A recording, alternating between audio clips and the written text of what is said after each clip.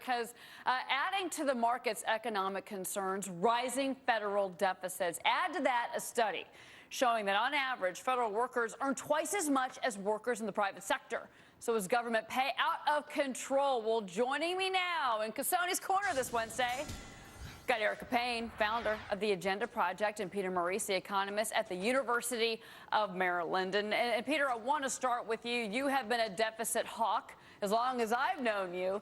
Do you think that we need to once again curb federal spending? And what do you make of federal pay for workers? Is that out of control? Well, federal spending certainly is out of control, as is federal pay. Obama has brought in, his team and his academics and so forth. And executive salaries, not just the political appointees, but what we call the senior executive service, has risen dramatically. And this compares to what's going on, say, in New York City and Washington and so forth.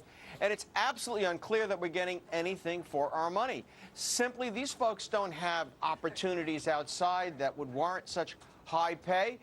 George Bush paid less, and he had lots of private sector people. Bottom line, people come to Washington for the experience and for the opportunities that will be available to them when they leave the administration. We don't have to be paying them more at a time when people are getting furloughed, they're losing their jobs. Well, this is pretty cynical, to be honest. Well, but here's the thing, Erica. I mean, I understand that I'm sure a lot of folks want to go to Washington and get the experience. Peter makes a great point, but do they need to make double the amount of money that the folks in the private sector are making right now? Double?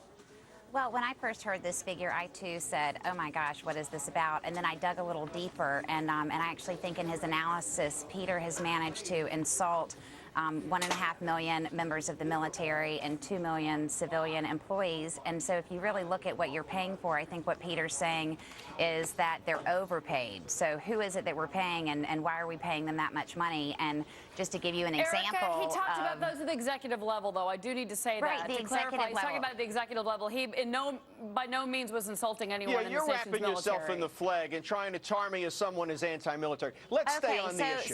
So the question is, you have a problem with people making more money than their private sector counterparts, but if you actually compare apples to apples, there are twice as many people in the federal government who have college degrees as in the private sector. So you're not even making an appropriate comparison.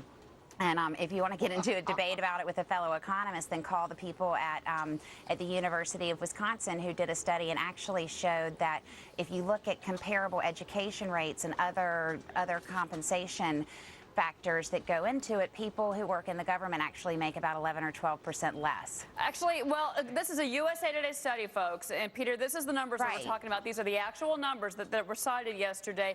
Their study found that the average salary for a federal employee last year, $123,000. Peter, it was $61,000 in the private sector. And I realize that there are folks that are keeping our borders secure. There are folks that are protecting our interests abroad. But at the same time, there's a lot of number crunchers, for instance, at the government level. Government is always accused of bloat. Is this bloat in the worst way?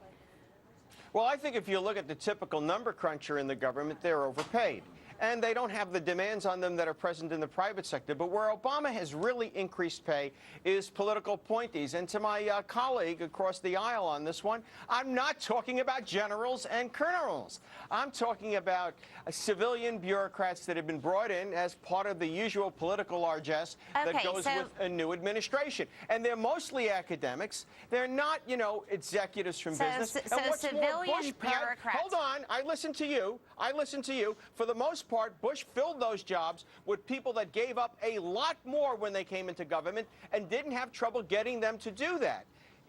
So just to reiterate why again, they should be paid Peter, so much more. Just to reiterate again, if you actually do an apples-to-apples comparison, as some of your fellow economists have done, you will see that the people who work in the federal government, compared to what they could make in the private sector, they're down about 11%.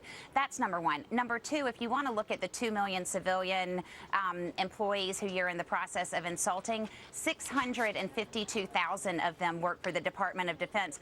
Which one of the members of the Department of of defense team would you like to cut? And would you like the most qualified people to leave the public sector where they're making sure that you don't have another terrorist attack land on your head and have them go and work in the private sector on Wall Street, like Lloyd Blankfein, where they can make a lot more money, including, you know, the $46 million bonus that he made the year before he broke the economy, and the $9 million Erica, we can't bonus that he made after he broke the economy, and we bailed him out. We're not going to have another discussion about Lloyd when a lawyer Blankfein doesn't today. have the We're not going to have another Lloyd Whose salary do Blankfein you want to cut, discussion, Peter? Erica. General Petraeus, who made $180,000. She pounds the table and wraps herself in the flag.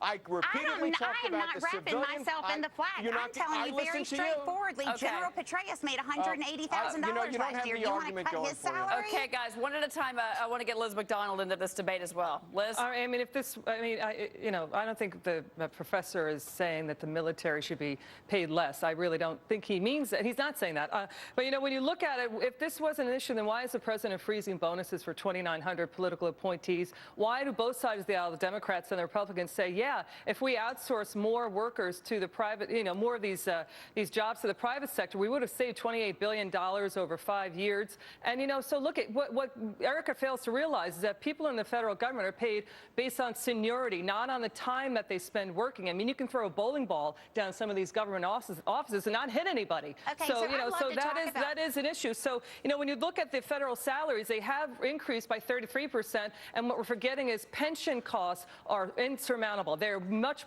more lavish in the federal sector than the private sector. And that is an entire another discussion. I'd love to have a debate about cutting pensions of retired military people. We're not talking about just the military. We're talking about civilian. There you go again. One person talks about the civilians and you talk about the military. All right, you so don't let's have talk the about facts the on your civilians. side, Let's so talk you're about the wrapping yourself in the flag, 652,000 people who work for the Defense Department. I'm so sorry, but let's talk about the 171,000 people who work for Homeland Security, Peter. Do you want to cut their salaries? I'm just the anchor of the show, but I do need to cut it there, guys. Thank you. Thank you to both of you. We will talk about pensions next week. Not a bad idea.